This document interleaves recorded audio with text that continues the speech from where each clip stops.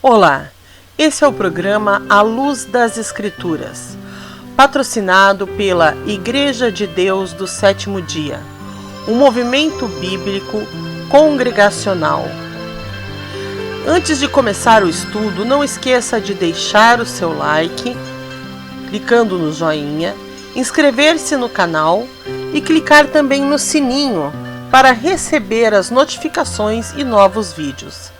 Deixe também o seu comentário, contribua com dúvidas, sugestões e elogios. Tenham todos um ótimo estudo sob a narração do evangelista Flávio Schmidt Carvalho. Que Deus abençoe a todos. Vamos ler então a palavra de Deus que vai ser pregada hoje. Está na segunda epístola do apóstolo Pedro, capítulo 3, versículo de número 15 ao versículo de número 18, onde nós encontramos: E tende por salvação a longanimidade de nosso Senhor, como também o nosso amado irmão Paulo vos escreveu, segundo a sabedoria que lhe foi dada. Falando disso, como em todas as suas epístolas, entre as quais há pontos difíceis de entender, que os indoutos e inconstantes torcem, e igualmente as outras escrituras, para a sua própria perdição. Vós, portanto, amados, sabendo isto de antemão, guardai-vos de que, pelo engano dos homens abomináveis, sejais juntamente arrebatados e descaiais da vossa firmeza. Antes, crescei na graça e conhecimento de nosso Senhor e Salvador Jesus Cristo. A Ele seja dada a glória, assim agora como no dia da eternidade. Amém. Amados ouvintes, então vamos ao estudo da Palavra de Deus, onde nós estivemos lendo ali a respeito dos pontos difíceis da epístola do apóstolo Paulo, e que muitas vezes são utilizados para torcer igualmente as demais escrituras. Nós sabemos que, de um modo geral, quando falamos do amor de Deus, quando falamos da salvação, da graça de nosso Senhor Jesus Cristo, algumas pessoas não entendem que para servir a Deus é necessário obediência, é necessário submissão aos seus mandamentos. O apóstolo Judas, falando dos últimos dias, dos últimos tempos, ele fala no verso de número 3 e 4 a seguinte palavra: Amados, procurando eu escrever-vos com toda diligência acerca da comum salvação, tive por necessidade escrever-vos e exortar-vos a batalhar pela fé que uma vez foi dada aos santos. Porque se introduziram alguns que já antes estavam escritos para este mesmo juízo, homens ímpios que convertem em dissolução a graça de Deus e negam a Deus, único dominador, e o Senhor nosso Jesus Cristo. Então Judas fala aqui, advertindo aos santos, aos que estão na caminhada da salvação, a batalhar pela herança da fé que uma vez foi dada aos santos. Então, quando nós nos propomos a servir a Deus, a servir o Senhor Jesus Cristo, nós também estamos entrando numa batalha, uma grande batalha espiritual. Como nós já temos falado em programas aqui da rádio, que o inimigo, o adversário, Satanás, ele tem grande ira, pois ele sabe que o seu tempo está próximo.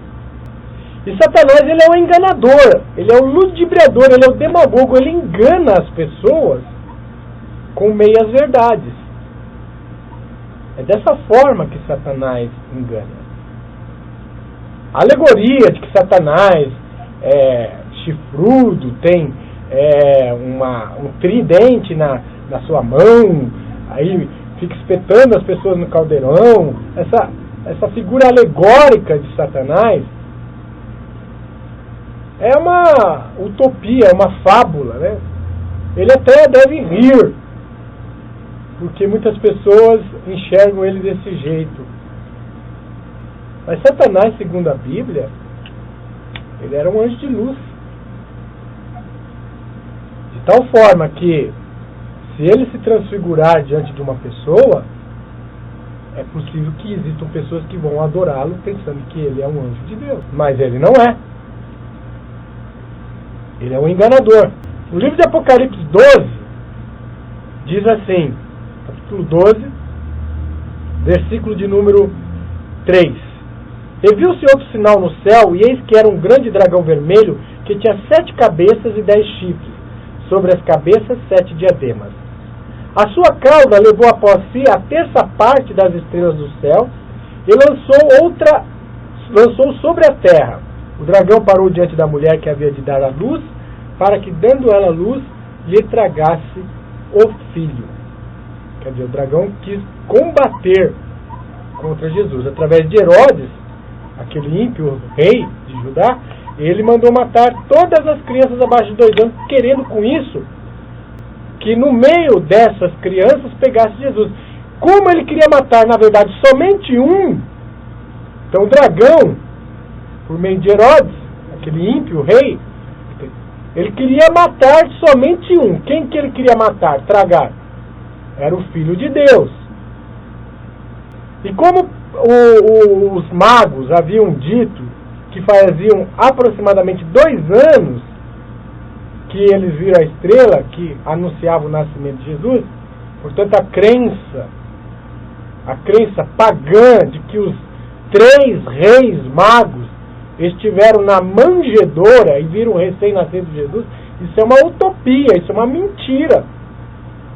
Não existe, isso não é verdade. Se você abrir ali no livro de Mateus, os magos eles tiveram aproximadamente quase 2 anos depois do nascimento de Jesus Cristo, e não eram 3 reis.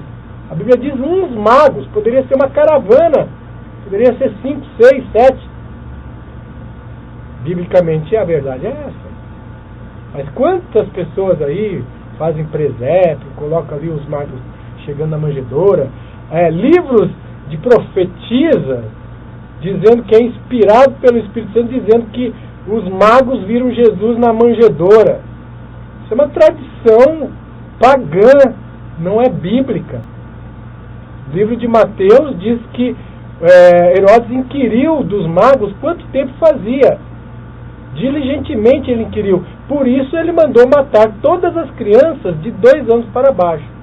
Mas alguém pode estar querendo e pode estar perguntando, mas você não vai pregar sobre as epístolas de Paulo? Por que você está falando isso, evangelista Flávio? De Herodes mandou matar uma criança, mas ele mandou matar todas por causa de uma. Tem muito a ver, sim. Você vai ver. Porque essa é a tática do inimigo. O inimigo, ele manda destruir tudo quando ele quer apenas objetivar uma coisa.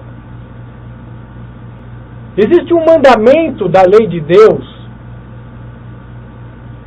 especificamente falando, um mandamento da lei de Deus, que hoje é um espinho na garganta de muitos pregadores. É um calo no sapato de muitos pregadores, de muitas pessoas que se consideram representantes de Cristo. E estes pregadores, eles tentam matar tudo, destruir tudo por causa de um.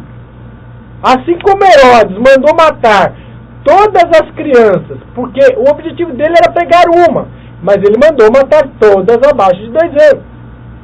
Assim hoje existe uma pregação falsa e que tenta muitas vezes se basear em passagens do apóstolo Paulo, que diz que hoje nós estamos debaixo da graça, portanto, estando debaixo da graça, não precisamos mais guardar os 10 mandamentos da lei de Deus, não estamos mais debaixo dos 10 mandamentos, da obediência aos 10 mandamentos. Esta é a pregação da maioria da cristandade nos dias de hoje. Então eles dizem que não há mais necessidade de você guardar a lei de Deus, que a lei foi abolida, mas eles não explicam que lei que foi abolida. Eles colocam tudo no mesmo pacote, porque Paulo fala de uma lei que foi abolida. Lei que consistia em ordenanças e mandamentos que eram contrários a nós. Contrários. A lei de Deus não é contrária àquele que quer fazer a vontade de Deus. Agora, as leis e mandamentos e ordenanças que foram cravados na cruz, que consistia em ordenanças de festas cerimoniais, levíticas, de sacrifício de animais, de expiação do pecado com sangue de animais, com mandamentos difíceis, que um jugo que nem os próprios judeus aguentaram. Esta lei, que consistia em ordenanças contrárias a nós, esta foi pregada na cruz. Porque quando Jesus morreu ali no Calvário e ele disse está feito e expirou, o véu rasgou de cima a baixo, significando que agora o homem teria acesso direto a Deus, porque no antigo concerto o homem deveria recorrer ao sacerdote para que ele sacrificasse e levasse para dentro do véu uma vez por ano, que era conhecido como dia da expiação. Esse dia da expiação, o Yom Kippur, simbolizando a expiação definitiva que Jesus Cristo faria por nós. Então, estas leis cerimoniais, as festas levíticas, que simbolizavam que era para sacrificar, elas deveriam ser observadas ali em Jerusalém, porque era lá que deveria ser feita conforme a lei. Hoje existe aí grupos de professos judeus, mas que não são judeus, são falsos judeus, não pertencem a Israel, se dizem ser de Israel, mas como uma lavagem cerebral, se dizendo ser de Israel, mas não são gentios que estão se convencendo que são judeus, e aí formaram uma seita aí que diz ser israelita, que diz ser judeu, mas não são. Nós temos como provar, nós desafiamos essa seita que se diz judia aí, que se diz israelita, nós desafiamos aqui nesta rádio que venham e provam que realmente pertence à comunidade israelita, lá da CIP, lá de São Paulo. Porque eu vou trazer aqui um rabino de verdade, judeu, e nós vamos perguntar para ele se essas seitas que andam se dizendo israelitas aí são realmente da comunidade de Israel. E outra coisa, eu quero perguntar a estas seitas que se dizem israelitas, qual é o nome de batismo, de cartório, que está registrado no cartório civil, o nome real dessas pessoas, porque elas andam se apresentando com um nome falso, com nome hebraico, com nome falso, aos nossos ouvintes, aí, enganando muitas pessoas aí. É como se eu agora começasse a dizer que eu sou advogado. Eu não sou advogado. Mas eu pegar aqui, abrir um programa da rádio e começar a pregar que vocês podem vir me consultar aqui, que eu sou advogado, e eu não sou advogado. Isso é falsa ideologia, isso é ludibriação. E nós pregamos o Evangelho com sinceridade. Esta sempre foi a proposta do programa Luz das Escrituras, o evangelista Flávio que vos fala agora. Esta foi sempre a proposta, pregar o Evangelho com sinceridade. E eu me apresento aqui com o meu nome verdadeiro, meu nome registrado em cartório, porque eu não me envergonho do meu nome. Eu não preciso mudar meu nome para um nome hebraico. Agora vocês vejam aí, muitas pessoas fazem igual Herodes, que estava cheio de Satanás. Ele objetivava matar somente Jesus Cristo. Como ele não sabia como fazer, ele mandou matar todo mundo. Mandou matar todas as crianças de 2 anos para baixo. Foi uma coisa muito triste. Assim, hoje também, existe um mandamento da lei de Deus. Este mandamento está esquecido. Ele está sendo ignorado. Ele está sendo pisado. Ele está sendo menosprezado pelas pessoas. E é justamente o mandamento, o 4º mandamento da lei de Deus, que diz: lembra-te do 7º dia, o sábado. Não é qualquer dia, é o 7º dia, o sábado. Lembra-te. Deus fala, lembra-te, porque este mandamento vem lá do Éden, lá dos pais, Adão e Eva. Quando Deus ali santificou, abençoou e descansou no 7º dia, o sábado. Então esse mandamento tem sido esquecido, ignorado. E como ele tem se tornado um espinho, um calo no pé daqueles que não querem obedecer a Deus, que querem transformar a graça de Deus em dissolução, a graça de Deus em libertinagem. Então, é o 4º mandamento da lei de Deus. Então, o que fazem? Fica em dificuldade, então faz assim, foi abolida a lei inteira.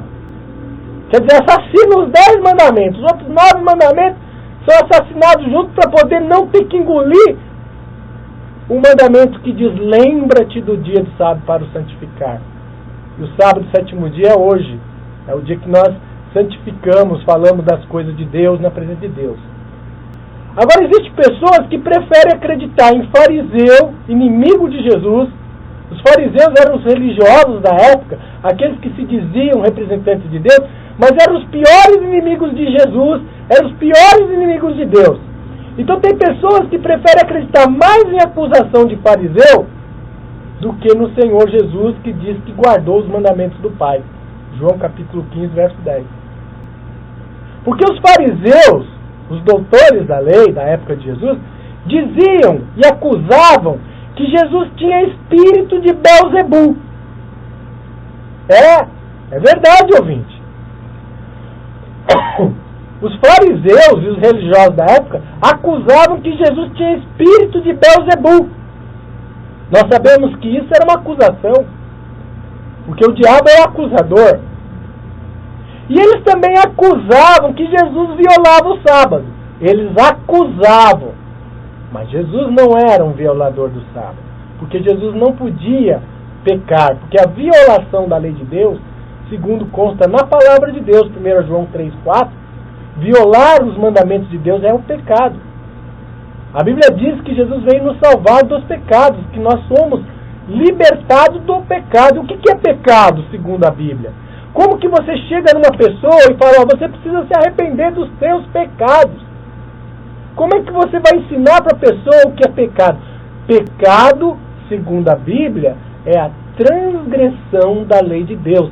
E toda vez que uma pessoa transgride a lei de Deus,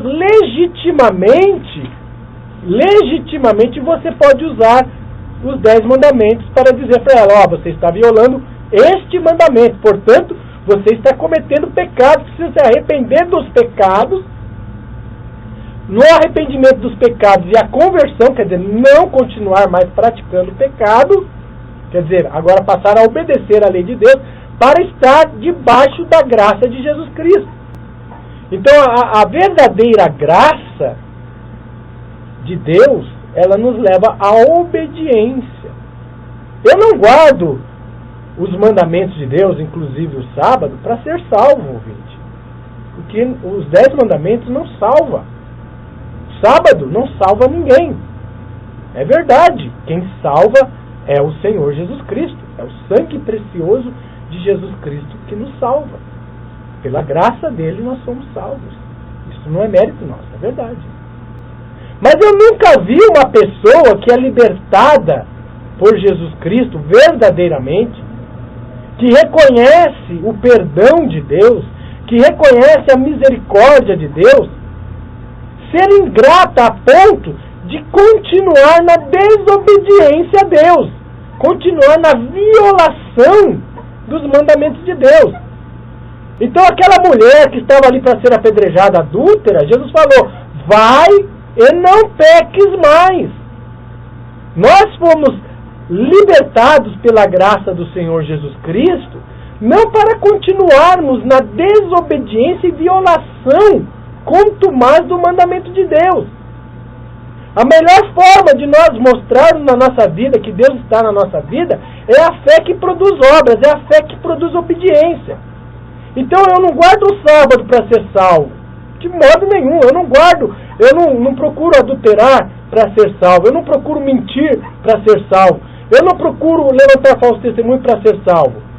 Eu faço todas essas coisas, eu obedeço à lei de Deus, porque eu estou salvo, porque eu fui salvo, e em gratidão, em graça, eu obedeço, porque Jesus Cristo é ministro da justiça.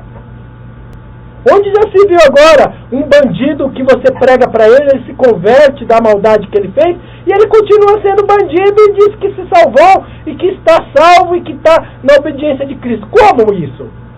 Você já conseguiu contemplar isso?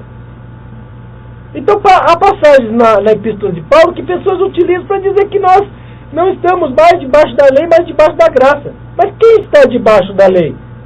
Quem é advertido pela lei? Quem obedece ou quem desobedece à lei de Deus? Quem está debaixo da lei? Quem está debaixo da maldição da lei? Quem obedece ela ou quem desobedece ela? Certamente, quem desobedece. Então, quando legitimamente eu posso pregar a lei de Deus para alguém? Quando que eu posso citar sobre os 10 mandamentos? Se você chega num idólatra, que ele adora pau, pedra, imagem de escultura, para que você possa mostrar para ele que aquilo que ele está fazendo é pecado, aonde você vai na Bíblia mostrar para ele que aquilo é pecado? Não é lá no 2º mandamento da lei de Deus, não farás para ti imagem, escultura, nenhuma semelhança do que há em cima dos céus, na terra? Não é ali que nós usamos Salmo 115, né, que tem boca, mas não fala, olhos, mas não veem, ouvidos, mas não ouvem, e assim vão se converter aqueles que adoram esse tipo de imagens, né? A idolatria ela é severamente condenada no livro de Salmos. Não é lá que nós legitimamente utilizamos para mostrar ao pecador que a idolatria é pecado? Então, legitimamente, quando nós utilizamos os mandamentos de Deus, para quem que nós devemos utilizar? Para quem está ignorando, para quem não quer obedecer, para quem está esquecendo do mandamento que diz lembra-te. Para quem eu vou pregar que o sábado, tais quais os outros mandamentos, está em vigor? Para quem eu devo pregar? Para quem está trocando o sábado, o 7º dia, pelo 1º dia, que é romano. É para esse que eu tenho que pregar. E é legítimo. No livro de Tito 2, né? Tito 2, fala assim, verso 8, 6, 7 em diante. Exorta semelhantemente os jovens a que sejam moderados em tudo que dá, por exemplo, as boas obras. Na doutrina mostra incorrupção, gravidade e sinceridade. Linguagem sã e irrepreensível, para que o adversário se envergonhe, não tendo nenhum mal que dizer de nós. Exorta os seus servos que sujeitem o seu Senhor em tudo e agradem, não contradizendo, não defraudando, antes mostrando toda boa lealdade, para que em tudo seja ornamento da doutrina de Deus, nosso Salvador. Então nós vemos aqui o apóstolo Paulo exortando em Tito aqueles jovens a serem moderados. Para que eu devo fazer essa exortação? Se uma pessoa é obediente, eu não preciso. Eu preciso exortar quem está desobediente. E a Bíblia diz, sabendo isso, que a lei é legitimamente utilizada, para os desobedientes. Sim, é para os desobedientes que a lei é legitimamente usada. Então, você vai pregar os 10 mandamentos para quem está na idolatria, para quem é um assassino, para quem é ladrão, para quem vive no adultério, para quem vive mentindo, para quem é desobediente pai e mãe, para quem tem o dinheiro como seu Deus. É para essas pessoas que nós devemos pregar a lei. 1 Timóteo capítulo 1, versículo de número 8. Sabemos, porém, que a lei é boa, se alguém dela usa legitimamente. Sabendo isto, que a lei não é feita para o justo, mas para os injustos e obstinados, para os ímpios e pecadores, para os profanos e irreligiosos, para os parricidas e matricidas, para os homicidas, para os fornicadores, para os sodomitas, para os roubadores de homens, para os mentirosos, para os perjuros e para o que for contrário a essa doutrina, conforme o Evangelho da glória de Deus, bem-aventurado que me foi confiado. Então a lei é legítima. Se você não quer estar debaixo da lei, se você não quer ser incomodado com o mandamento, lembra-te do dia do sábado, observe a lei de Deus, faça a vontade de Deus, porque a lei de Deus ela é para os que são contrários a ela, para quem mata, para quem rouba, para quem adultera, para quem mente, para quem é invejoso, para quem é idólatra, para quem toma o nome de Deus em vão, para quem adora mais de um Deus, né? Para quem tem deuses diante de Deus, quer dizer, transforma divindades além de Deus. Diga-se de passagem que o dogma da Trindade ele é violação direta do primeiro mandamento da lei de Deus que diz: não terás outros deuses diante de mim. Porque o dogma da Trindade que foi criado no 3º século no Concílio de Nicéia, ele foi consumado a pedido de Constantino.